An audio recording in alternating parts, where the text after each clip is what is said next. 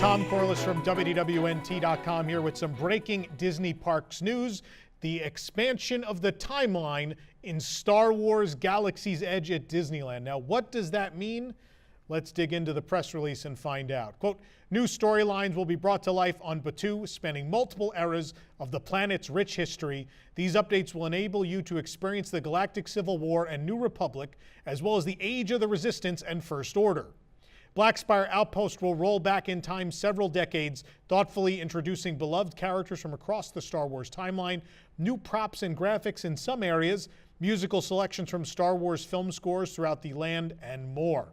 Each era will be brought to life with the same care and attention to detail that the land was originally designed with, masterfully weaving together stories from across time and space in one location.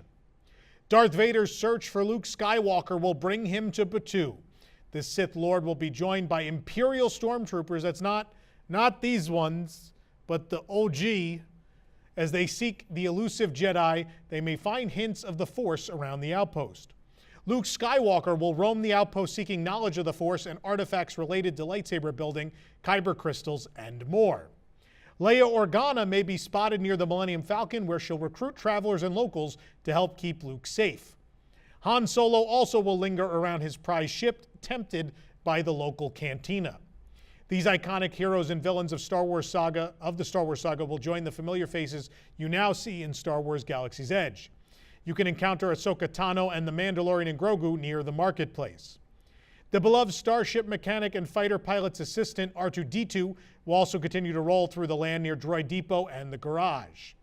The forested area on the outskirts of Black Spire Outpost will continue to represent a time inspired by the Age of the Resistance. You may find Rey around this Resistance camp. Now, to clarify what this all means, Black Spire Outpost, the formal area, the town, if you will, is rolling back in time to a time period of the original Star Wars trilogy. The movies Disney showed us as an example of this time period is very specifically, we were shown The Empire Strikes Back, Return of the Jedi, we were shown the Disney Plus series The Mandalorian, and Ahsoka. So that's the timeline that Black Spire Outpost is now in. Outside of Black Spire Outpost, the Resistance Outpost out in the forest is going to remain in the time period of the sequel trilogy. So Rey will be out in the forest meeting guests and lingering and tooling around with the A-Wing and the X-Wing that have been there, all the things she's done to this point. She will continue to be out there. And Rise of the Resistance, even though it's going down for an extended refurbishment at Disneyland, is going to come back as it was, with the story taking place within the midst of the sequel trilogy. Not mentioned there, but mentioned in our press call, Chewbacca is still going to be around. He will be lingering throughout Black Spire Outpost as well. Keep that in mind.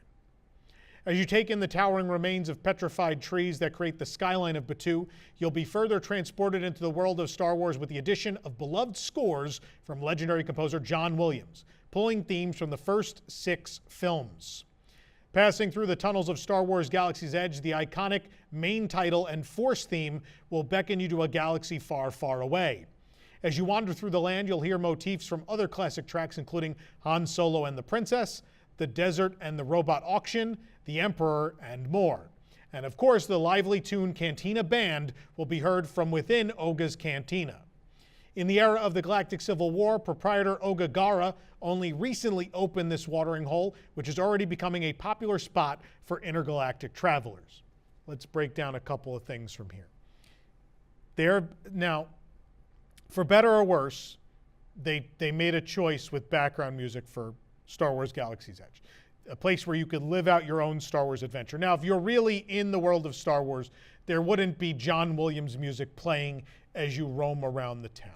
So I understand the original thematic integrity of the land. Obviously, John Williams recorded an original theme for Star Wars Galaxy's Edge, which played in the tunnels. That is going to go away in California. That will be gone and replaced with, again, some familiar music, being the opening crawl and such. which is a very, very big deal. Now, Oga's Cantina is brought into this. They're not saying the Cantina band music will be played inside. What they're saying is as you roam around the outside, what's being inferred is as you roam around that area, you may hear the familiar Cantina music as the area music around Oga's Cantina. But yes, storyline-wise, they haven't said, I believe they're not touching Captain Rex or any of his dialogue or any of the music that will play inside. That should remain the same. But storyline-wise, this is a different time where Oga is not what's the term I want to use here? Oga is not so much in control of the ongoings in Black Spire Outpost because they have just arrived. That character is new to the area, has just opened the watering hole. So relatively new cantina established on Batuu. As Batuu's history is represented with new storylines, you may notice some updates to buildings and shops throughout the land.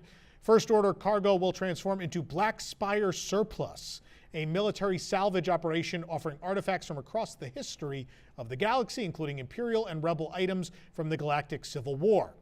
As you'll see in concept art, they're also redoing the interior a bit. They told us Disney's official release today didn't have as much info as we got. The story we were told is it's operated by two retired clone troopers. They have settled here and decided to open this business. One sided more with the rebellion, the other more with the Empire, and that would explain why the shop is a celebration of both sides of the Galactic Civil War. As antiquities shops often do, Dakondar's Den of Antiquities will display a different array of one-of-a-kind items from its past. The curiosities and artifacts in this shop certainly change with the times. An earlier generation of the Mubo family will operate Droid Depot, where they'll be prototyping the BB style of droids to explain why they exist in this timeline. You'll still have the opportunity to purchase and create your own droid companion at the shop. In his search for information on lightsabers and the Force, Luke Skywalker will be interested in meeting with Savi. You may continue to have the opportunity to purchase and build your own lightsaber under the guidance of Savi's gatherers. So maybe no big changes there. I assume that means, again, we are trying to decipher Disney PR jargon a bit here. And Disney will only say what they want to say. What I gather from that is that Luke will be outside of Savi's. That may be a spot you see him from time to time asking questions and walking around and sort of exploring. I think that's a safe space for the good guys, typically, a little far away from the First Order / Imperial spaceship that has landed on the other side of Black Spire Outpost. It's a little safer to take a few steps around Droid Depot over to Savi's. As the storyline of Batuu expands to encompass a broader selection of stories reflecting the planet's rich history, you will still be able to enjoy some of your favorite galactic pastimes. From the cockpit of Han's trusted ship, you could fly aboard the Millennium Falcon Smuggler's Run or sample favorite flavors from across the galaxy like blue milk and Ronto wraps. Of course, a new story is coming to Millennium Falcon Smuggler's Run in May 22nd, the same day as The Mandalorian and Grogu comes out in theaters. That's when that new version of the attraction debuts, so that will fit within this timeline. And they'll have to explain why Han has given up the Falcon for the mission, for sure. Watch as the spires of Batuu become a one-of-a-kind backdrop each night for the legendary story of the Skywalkers in the projection show Shadows of Memory, a Skywalker saga. On select evenings, Fire the Rising Moon showcases a unique view of the Disneyland Park fireworks, accompanied by iconic music and tales from across the galaxy. And whether you're walking the path of the light or dark side, or even just a traveler passing through the rich history, you won't want to miss these updates that celebrate even more the stories and characters Star Wars fans know and love.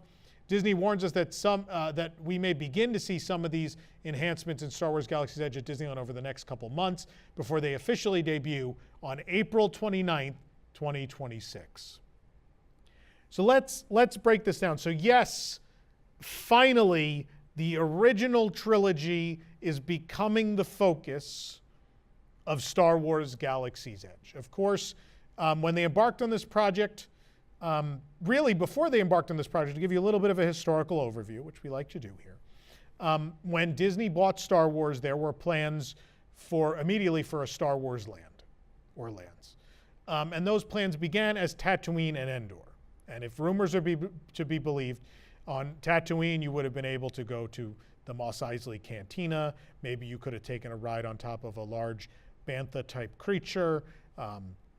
There would have been some sort of dark ride called Path of the Force that would have been able to tie into newer stuff in the franchise through projection technology. And then on the Endor side was the big e-ticket, which was the speeder bike attraction. And that was all rumored. It was teased at a D23, and then it didn't happen because they decided, well, we're making a whole new trilogy of Star Wars movies. Maybe we should focus on a timely inclusion of those films in the park. And that's when Star Wars Galaxy's Edge became what it was, became Batuu, Black Spire Outpost, this place that isn't somewhere that appears in the film series. It is a distant outpost on the edge of wild space where we could tell original stories. Now, part of that, I think, was they let Imagineers and Lucasfilm employees decide on an immersive bit of storytelling, something new and exciting and different. And it was a big gamble. And there was a good chance the gamble could pay off, but there was also a chance people would walk into that land and feel like it was not the Star Wars they knew and loved. And I think a little bit of both happened. I think your hardcore Star Wars fans really liked what they saw, and I think at first you kind of got caught up in that Christmas morning syndrome a little bit. We're excited to open this new thing, and it's an exciting new toy. And maybe like some Christmas morning toys, we got a little bored with it relatively quickly, and I think that's what happened.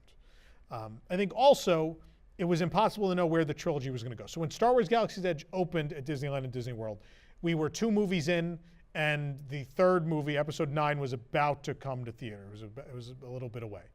And I don't think they knew how, when the sequel trilogy launched, they had a very strong launch with The Force Awakens 10 years ago. That was a big success. And then the second movie came out, Episode 8. People were a little mixed, and Episode 9 came out and people were angry. For the most part, people were very angry. And so I don't think Episodes 8 and 9 were very kind to Galaxy's Edge, what even after Episode 7 still felt like a really good idea, that it was focused on the newer timeline. Now, the nice thing is I think some people realized that that was a possibility, and they wanted to build a land that probably could easily be morphed to another timeline if need be someday. Do I think they thought we would get there this quickly? No, I don't think so. But here we are. And it's already been a couple years of people kind of complaining and saying, hey, like, man, this would be much better if it was original trilogy. And now that Star Cruiser, the Galactic Star Cruiser is folded up, not that that affects Disneyland, but it affects Galaxy's Edge at large. With that folded up and the only hot property within all of Star Wars being Mandalorian and Grogu, which takes place within the original trilogy era for the most part, it is a wise decision to retheme the land and go in this direction. Now, you've seen the imagery we've shown today. It doesn't show a giant investment, but it shows a move in a direction. So if you asked me, I would tell you this is phase 1. This is phase 1 to tie into this Mandalorian and Grogu movie release and to the changes they're making at Millennium Falcon Smuggler's Run. And if successful, which I think this will be, I think people want to meet Darth Vader and Leia and Han and Luke Skywalker and so on and so forth and live in that time period. With proven success, I think it is likely we see the entirety of Star Wars Galaxy's Edge at Disneyland move to this timeline. It will have to be a phased thing, as you can see in like the Darth Vader press image. That is still that First Order ship behind Darth Vader, which doesn't make a ton of sense, but it is what it is at the moment. Maybe the money would be there to change that to a ship that is more indicative of the Galactic Civil War era. And then maybe you'll get your overlay of Star Wars Rise of the Resistance that dials it back to that time period, replaces Kylo Ren with Darth Vader, etc. Now we're seeing that across the land. Kylo Ren is gone. Kylo Ren will no longer be anywhere, except Disney did tell us during the press call that he will be the character available at the Visa meet and greet in Tomorrowland. So the Chase Visa meet and greet is now going to offer exclusively Kylo Ren, but he will not be anywhere in Star Wars Galaxy's Edge. The other side of this we have to talk about is Disney World. Walt Disney World is unwilling at this time to make any of these changes, so they will not. When they were asked that question in the press call, there was a Q&A portion, they said it was a great opportunity for guests to experience 2 different timelines depending which Star Wars Galaxy's Edge they visit. I mean, that's a nice way to put it, but the truth of the matter is that Disney World is unwilling to spend whatever money needs to be spent to make this change at this time. Now, I'm sure if they see great financial gain, increased attendance onward and so on at Disneyland, that Disney World will follow suit. I tend to believe that's the direction we're heading in. Disneyland is just willing to pull the trigger first in conjunction with just about in conjunction with release of The Mandalorian and Grogu in May of 2026. So nothing changing in Florida yet. So if you like current Galaxy's Edge, there is still a place for you to go and get your goodbyes in, I'm going to say, because I think the end is nigh, and if you can't see that, I think you're pretending not to see it. The writing is on the wall. You don't need the Force to tell. You know, I say these are big changes, and they are and they aren't. The bones of Star Wars Galaxy's Edge will remain the same, but we're getting a major story and attraction overhaul for Millennium Falcon. And then beyond that, bringing in Darth Vader, the most iconic and recognized and beloved villain in the history of cinema or media, for that matter. Having him daily roaming a Star Wars land with stormtroopers is going to be an immensely popular thing. Look, Luke Skywalker made his debut in Galaxy's Edge last year. It was kind of a test during Season of the Force. It was a ginormous hit. He was mobbed. This is what people want. To see Leia. Leia will be in a fully original costume she's never been in before, inspired by the recent comic series with her starring in it. She'll be there. To see Han Solo. For Han Solo to actually be alive in the time at which you're riding his attraction excites me. I don't know how much he's going to be in the ride. That might have not been decided at the time they were developing the attraction. So we'll still have to wait and see further details on that.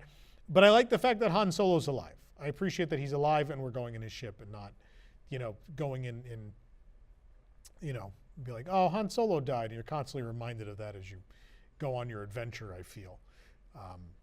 But this is a big shift. This is a big change. This is, I think what we've seen from Disney management post Chapek is a willingness to start over or fix previous mistakes. Star Wars Galaxy's Edge, there was a lot of good in Star Wars Galaxy's Edge, but there were some mistakes. And it took some time to figure that out, and we're here now.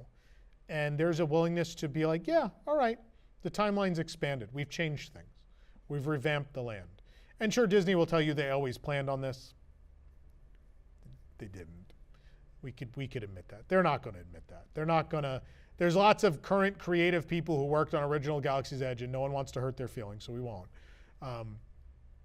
But the willingness to accept defeat and understand that a change has to happen and to spend the money to bring about that change. Now, this is very minor, what's happening up front, but again, I'm hopeful that this will connect with people. I don't know if it will connect with people. I'm hoping financially it connects with people in a way that they spend more in the land or are more willing to buy a ticket to Disneyland to go see the land because it is the characters and the timeline that speaks to them as Star Wars fans. I hope there is that success that fosters further change throughout the land to fully embrace the original timeline and more of classic Star Wars. And I think that's where we're headed. But hopefully then they'll fix the ship behind Darth Vader, and we can fix all the other things, including Star Wars Rise of the Resistance, which would need the most attention of probably anything in the land. But this is a cool start. I'm excited to see all the new propping in the land and the new advertisements and things, and see how the land morphs to represent that more beloved timeline. Let me know in the comments how you feel about this. Do you think is this what you wanted? Is it too little, too late? Let me know. I don't think it's too late. I think there's always time to fix things and make it more what guests want to see. And that's how I feel about it. But I'd love to know, again, how all of you feel.